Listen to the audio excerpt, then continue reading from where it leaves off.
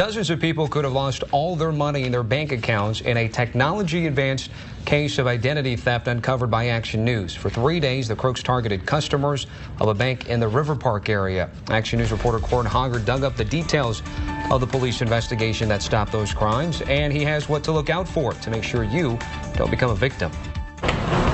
The act requires little thought.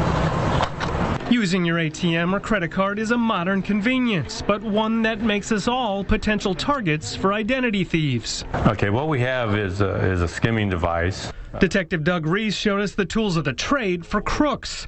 On the right is a skimmer. The technology inside lets thieves swipe your numbers when you swipe your card. On the left is a tiny camera.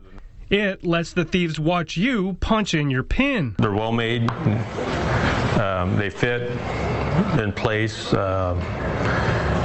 tightly, so it is hard to see. Surveillance photos captured 2 men placing these devices on the door and the ATM at a North Fresno bank branch. Over 3 days in March, the suspects gathered the numbers to clone cards and withdraw money from about 50 accounts. 3 months later, a judge sentenced Ashot Khachaturian and Armand Sargsyan to jail for the crimes.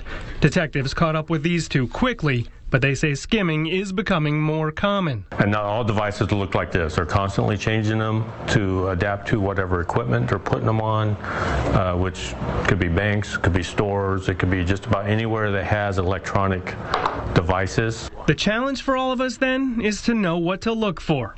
Detective Reese says you might see a second slider device when you're about to use a skimmer, and the little cameras usually have a little bump where the technology is hiding under the plastic. But some devices are even harder to spot. There's one really easy way to prevent most skimming ID theft. When you go to the ATM and you punch in your PIN number, just cover your finger with your other hand. Bank surveillance footage is helping police catch a lot of suspects, but even in this recent case, detectives are still looking for a third man involved in the scheme. Corin Hoggard, ABC 30, Action News.